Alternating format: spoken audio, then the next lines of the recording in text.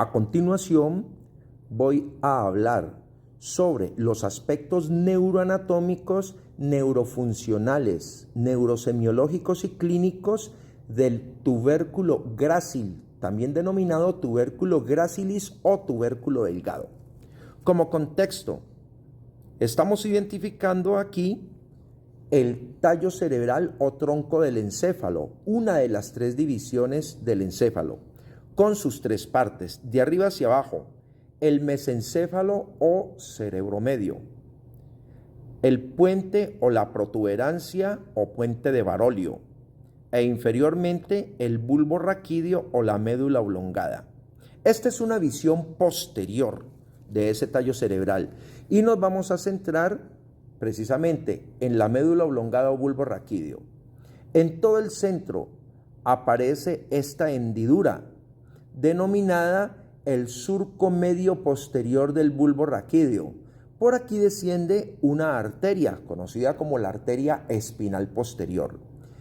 Y a cada lado de este surco medio posterior del bulbo raquídeo aparece esta estructura, esta dilatación que se asimila a la cabeza de un fósforo a cada lado, conocida como el tubérculo grácil, gracilis o delgado. Este es el del lado derecho y este es el del lado izquierdo. Si hacemos un corte del tubérculo grácil y lo llevamos al microscopio, vamos a encontrar un conjunto de cuerpos de neuronas sensitivas que se van a denominar el núcleo grácil, es decir, el tubérculo grácil es la estructura externa y dentro del tubérculo grácil será el núcleo grácil, que son los cuerpos de las neuronas.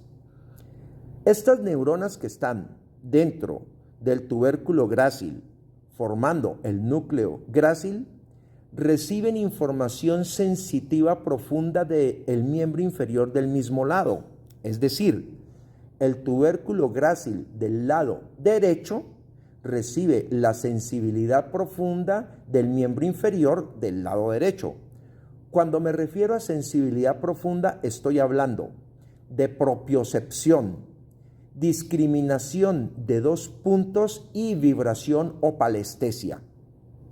Es decir, que cada vez que se genera sensibilidad profunda en la extremidad inferior derecha, la información sube a través de la médula espinal y llega al bulbo raquídeo en su cara posterior para hacer sinapsis con estas neuronas del tubérculo grácil, es decir, del núcleo grácil que está dentro del tubérculo.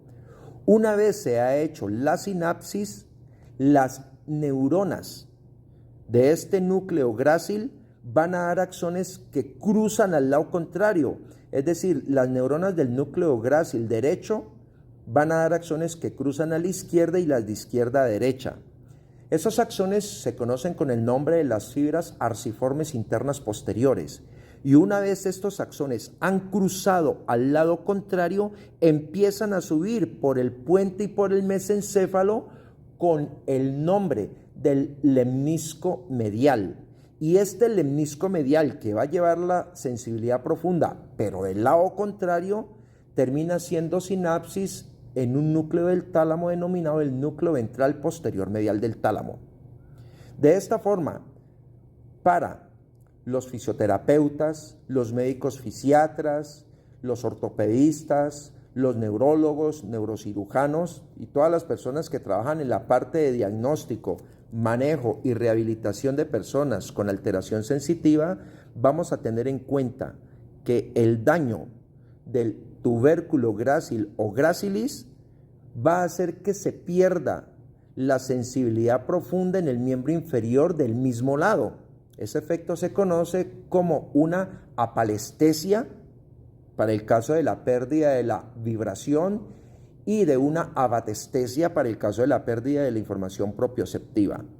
Pero si el daño está por encima del tubérculo, recordemos que ya la información va cruzada como lemnisco medial. Eso significa que si el daño es en el lemnisco medial, a la altura del puente o del mesencéfalo, la pérdida de la sensibilidad profunda va a ser del lado contrario. Esa es la gran diferencia en la clínica. Entonces, lesiones en los tubérculos son del mismo lado, es decir, ipsilaterales, Pero si la lesión es supranuclear, es decir, por encima del núcleo grácil, el daño y la afectación va a ser del lado contrario.